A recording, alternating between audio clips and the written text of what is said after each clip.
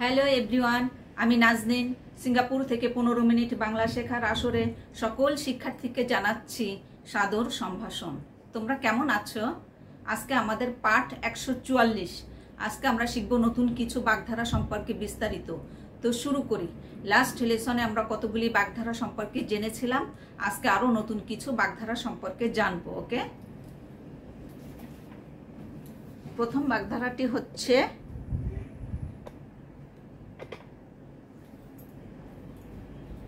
এক খুরে মাথা কামানো। এক খুরে মাথা কামানো এটা একটি বাগধারা।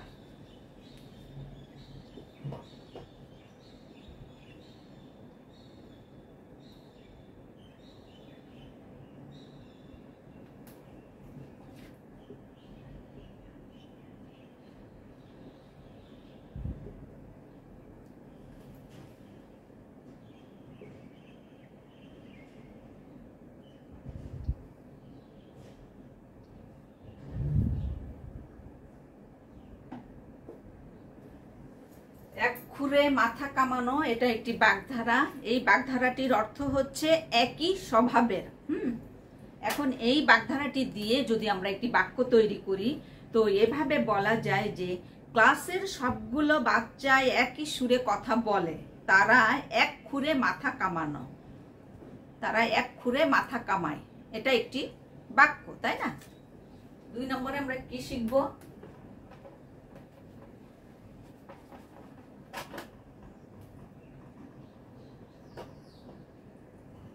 রাজা উজির মারা।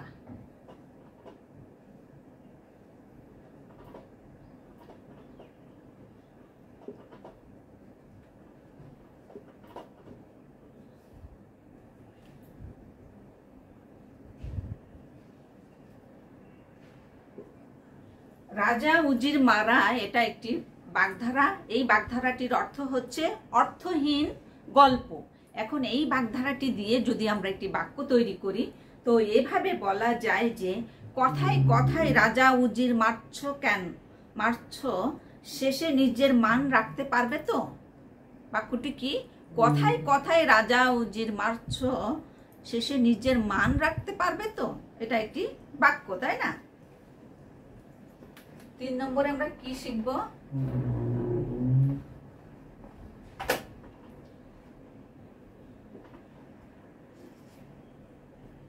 जो हुकुम।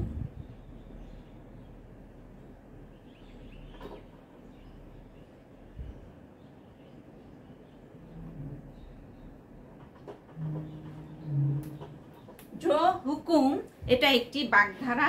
এই বাগধারাটির অর্থ হচ্ছে চাটুকারিতা। এখন এই বাগধারাটি দিয়ে যদি আমরা একটি বাক্য তৈরি করি তো এভাবে বলা যায় যে জন সাহেবের প্রচুর টাকা, তাই তার পেছনে সর্বদা জো হুকুম দল ঘুরতে থাকে। এটা একটি বাক্য, তাই না? 4 নম্বরে আমরা কি শিখব?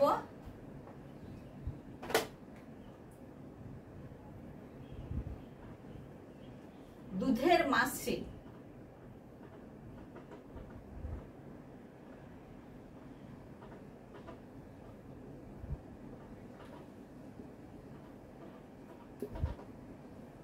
দুধের মাছি বাগধারাটির অর্থ হচ্ছে সুসময়ের বন্ধু। এখন এই বাগধারাটি দিয়ে যদি আমরা একটি বাক্য তৈরি করি তো এভাবে বলা যায় যে হাতে যখন টাকা থাকে তখন দুধের মাছির অভাব হয় না। এটা একটি বাক্য, তাই না? 5 নম্বরে আমরা কি শিখব?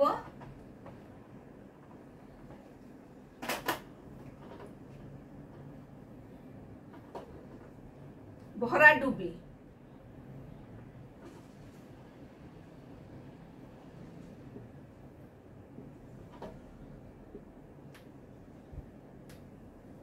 ভরাডুবি এই শব্দটির অর্থ হচ্ছে সর্বনাশ। হ্যাঁ, এখন এই বাগধারাটি দিয়ে যদি আমরা একটি বাক্য তৈরি করি তাহলে এভাবে বলা যায় যে ব্যবসায় যদি এবার লাভ না হয় তাহলে রহিম সাহেবের ভরাডুবি হবে। এটা একটি বাক্য, তাই না?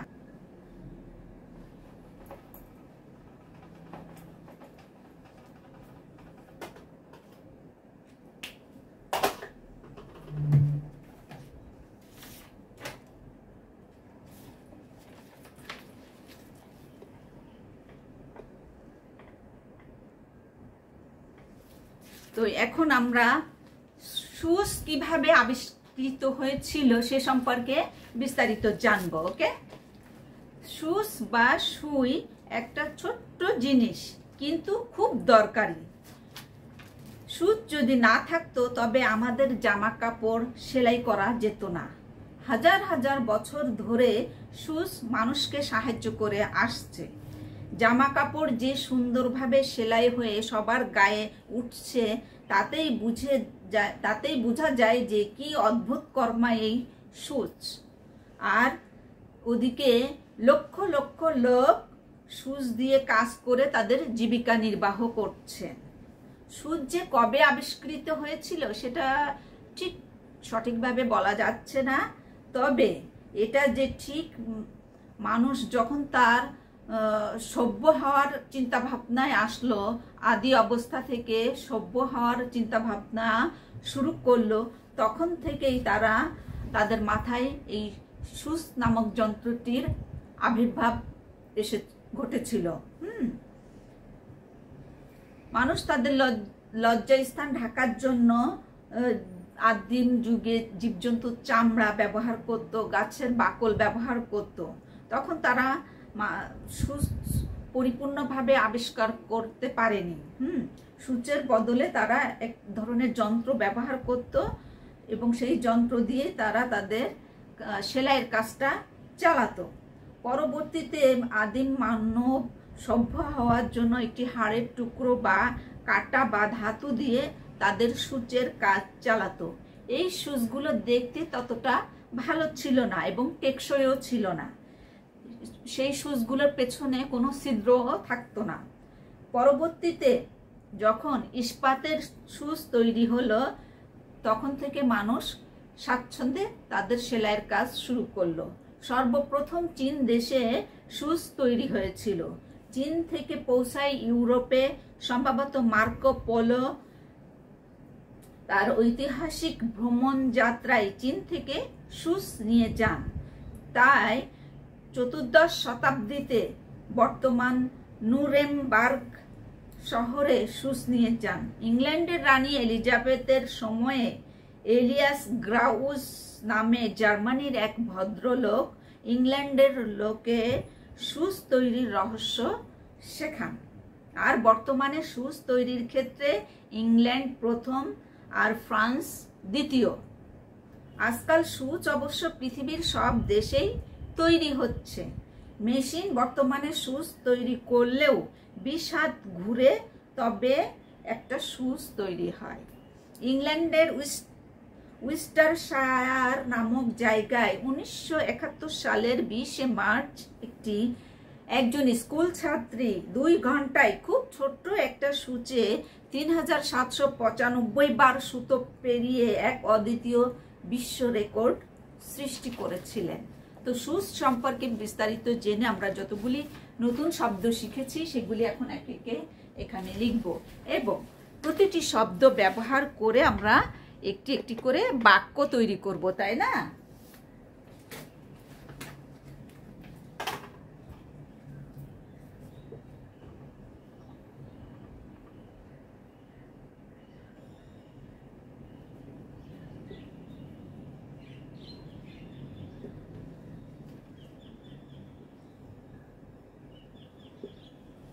অদ্ভুত কর্মা এই শব্দটির অর্থ হচ্ছে অদ্ভুত কর্মফল। আর এই করি তো এভাবে বলা যায় যে অদ্ভুত কর্মা সম্পাদনের জন্য সূচের জুড়ি মেলা ভার, এটা একটি বাক্য, তাই না? 2 নম্বরে আমরা কি শিখব?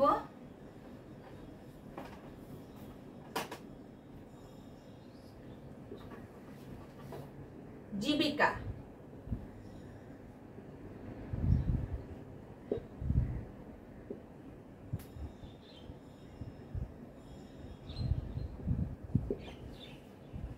জীবিকা শব্দের অর্থ হচ্ছে জীবনযাত্রা, উপজীব্য বা জীবিকা নির্বাহের উপায়। আর এটার ইংলিশ হচ্ছে লাইভলিহুড। এখন এই জীবিকা শব্দটি দিয়ে যদি আমরা একটি বাক্য তৈরি করি তো এভাবে বলা যায় যে বর্তমানে পৃথিবীতে লক্ষ লক্ষ মানুষ সুচ দিয়ে কাজ করে তাদের জীবিকা নির্বাহ করছেন। এটা একটি বাক্য, তাই না? 3 নম্বরে আমরা কি শিখব?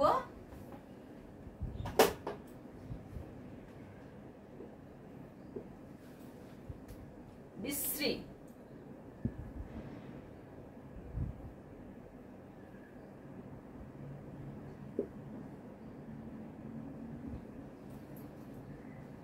বিশ্রী এই শব্দটির অর্থ হচ্ছে বেমানান, আর এটার ইংলিশ হচ্ছে অ্যাকওয়ার্ড। এখন এই বিশ্রী শব্দটি দিয়ে যদি আমরা একটি বাক্য তৈরি করি, তো এভাবে বলা যায় যে পৃথিবীতে প্রথম দিকে যে সমস্ত সুচ তৈরি হতো সেগুলো দেখতে বিশ্রী ছিল এবং তেমনটা টেকসই ছিল না। এটা একটি বাক্য, তাই না? 4 নম্বরে আমরা কি শিখব?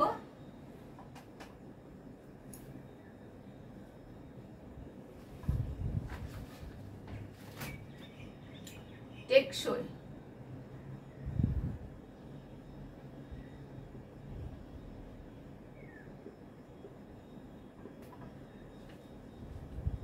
টেকসই শব্দের অর্থ কি? মজবুত, স্থিতিশীল, স্থায়ী।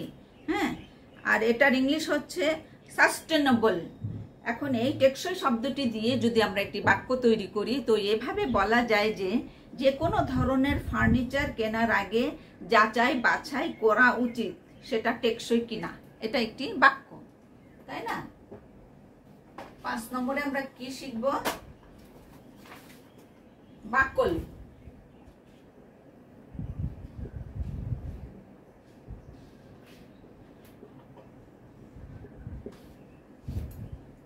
বাকল শব্দের অর্থ হচ্ছে গাছের ছাল। এখন এই বাকল শব্দটির ইংলিশ হচ্ছে বার্ক। বাকল শব্দটি দিয়ে যদি আমরা একটি বাক্য তৈরি করি, তো এভাবে বলা যায় যে আদি মানব গাছের বাকল ব্যবহার করে তাদের শরীরকে ঢেকে রাখত। এটা একটি বাক্য, তাই না? 6 নম্বরে আমরা কি শিখব? সভ্য।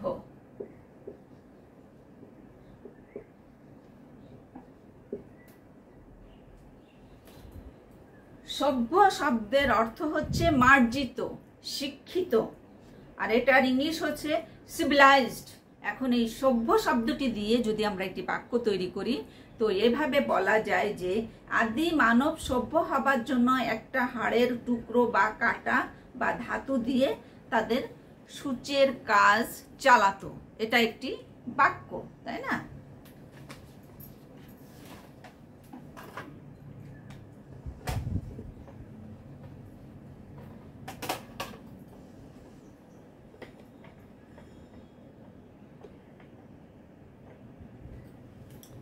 তো আজকে আমরা সুচ কিভাবে আবিষ্কৃত হয়েছিল সে সম্পর্কে বিস্তারিত জেনে সর্বমোট 6টি নতুন শব্দ শিখেছি এবং প্রত্যেকটি শব্দের বাংলা অর্থ জেনেছি, সেগুলোর ইংলিশ জেনেছি এবং প্রত্যেকটা শব্দ ব্যবহার করে একটি একটি করে বাক্য তৈরি করেছি, তাই না? তো এই ছিল আজকের আমাদের শিক্ষণীয় বিষয়। আমন্ত্রণ রইল আমাদের পরবর্তী ক্লাসের জন্য। সে পর্যন্ত সকলেই খুব ভালো থাকবে, সুস্থ থাকবে আর পরবর্তী ক্লাসের জন্য প্রস্তুতি নেবে। বাই এভরিওয়ান, আল্লাহ হাফেজ।